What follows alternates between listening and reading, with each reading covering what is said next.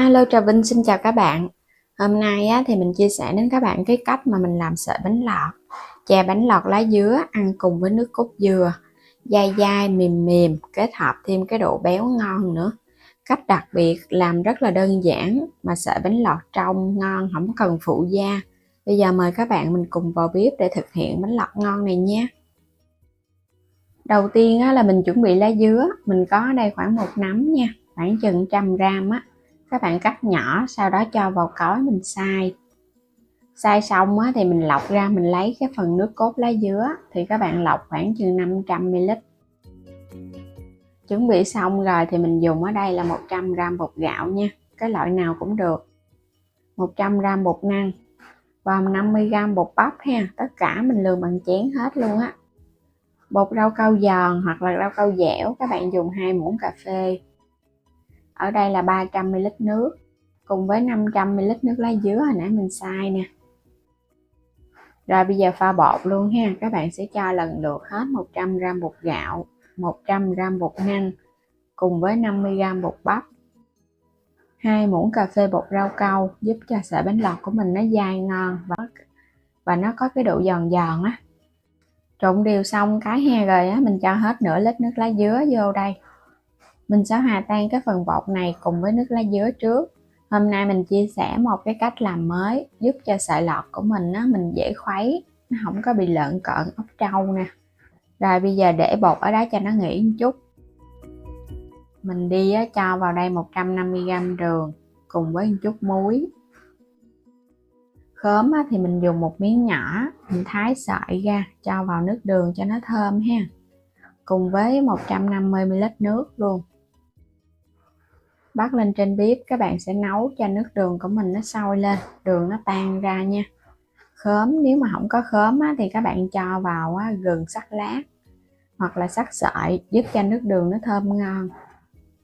Mình nấu cho nó sôi lăn tăn khoảng chừng 5 phút để cho nước đường nó tan ra hẳn rồi, cái nó hơi sệt sệt keo keo một chút á thì cái khóm của mình nó cũng chín á.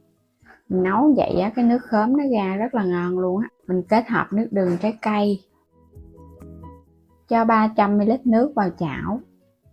Mình thêm vào đây chút dầu ăn nữa. Các bạn nấu cho cái hỗn hợp nước này nó sôi lên. Quay qua bên đây thì mình khuấy đều cái thau bột lên nha. Mình để cho nó nghỉ khoảng 10 phút là được rồi. Khi nước mà nó sôi ụt ụt lên vậy nè, các bạn sẽ khuấy đều thau bột. Rồi mình gót vô. Và nhớ lúc này mình hạ lửa nhỏ nha. Gót vô thì mình khuấy đều. Một tay gót, một tay khuấy bột để bột của mình nó hòa quyện với nước sôi. Nó sẽ lấy trùng không có bị ốc trâu nè. Cái bước này nếu mà làm không kịp, các bạn có thể tắt bếp để mình khuấy cho cái hỗn hợp này nó mịn, nó không có bị ốc trâu lợn cợn. Đừng có để lửa lớn ha.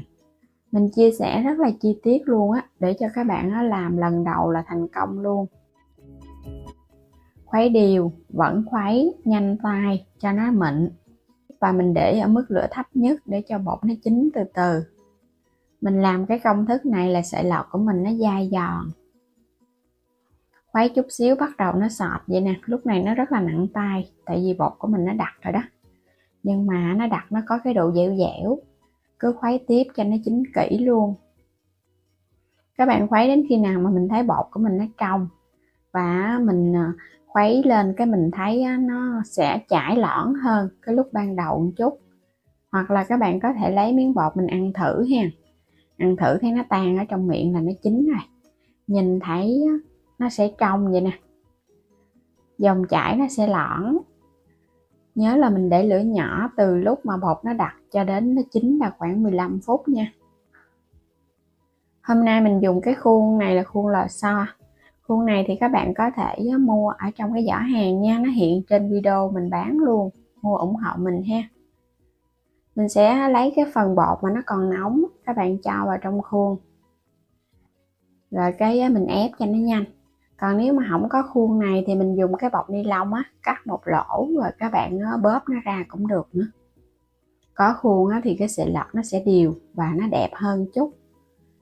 Và ở cái thau nước ở bên dưới nhớ là nước đá lạnh ha, không thôi là cái sợi lọt của mình nó không giòn đâu. Mình có pha bột rau câu kết hợp với bột, khi mà gặp lạnh á nó sẽ giòn. Các bạn cứ ép xuống từ từ vậy nè. Nếu mà thích cái sợi lọt của mình nó ngắn á thì mình ép nhẹ tay thôi. Làm xong á thì vớt nó lên, sau đó các bạn rửa một nước này lại nha. Sợi lọt đang nóng thì mình ép nó ra nó sẽ đẹp hơn. Còn các bạn đừng có để nguội nó dễ bị dính chùm á, ép nó ra nó không có đẹp đâu. Mình làm xong rồi nè, được một thao bánh lọt luôn. Đó, nhìn những cái sợi lọt nó đều đặn, kết hợp với màu xanh tự nhiên từ lá dứa. Mình xay cái lá dứa già nè, và các bạn làm theo cái bước lấy trùng giống như mình á, thì cái màu lá dứa nó giữ được đẹp, nó không có bị tái màu. Vớt lên mình xả lại một nước cho nó sạch cái phần bột á. Rồi bây giờ mình để ráo nước thì mình cho qua cái chén để ăn nè. Và các bạn nhớ mình ngâm cái nước đó là nước dùng được ha, để mình vớt bánh lọt lên là mình ăn luôn á. Mình cho nước lọc vô, vớt lên cho nó ráo nước. Bên đây là cái ly mình sẽ cho nước đường khóm vào trước. Tiếp theo là sợi bánh lọt nè. Các bạn cứ vớt lên cho nó ráo rồi cho vô. Nước cốt dừa thì mình thắng cho nó hơi sôi nhẹ nhẹ thôi ha, để mình để cả ngày nó không có bị hôi dừa đó. Mình dắt nước cốt mà nó đặc đó thì nó béo ngon. Cho nước đường vô, sau đó tiếp là nước cốt dừa. Nước cốt dừa nếu mà các bạn ép ra thì mình cho nước sôi vô để hòa tan cũng được. Đá lạnh nè. Một ly chè bánh lọt với nước cốt dừa kết hợp với nước đường khóm, thơm ngon. Đơn giản vậy thôi mà ăn rất là ngon.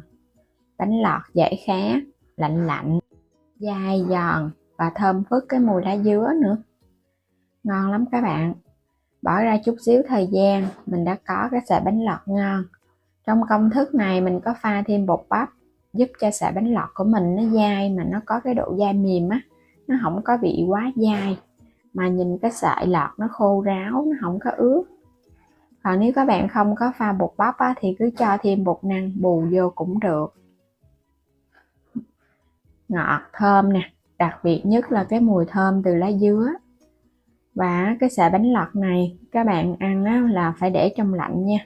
Có pha bột rau câu á, thì cần cái độ lạnh, nếu mà không lạnh nó sẽ bị mềm. Sợi lọt của mình hấp dẫn quá ha. Mình có thể để vào trong ngăn mát tủ lạnh á, thì mình dùng được qua ngày hôm sau nữa cũng được nha. Bây giờ thì mình chúc các bạn ngon miệng nha. Đừng quên đăng ký kênh Alo Trà Vinh và Alo Trà Vinh 2 ủng hộ mình. Xin chào tạm biệt, hẹn gặp lại các bạn ở những video tiếp theo.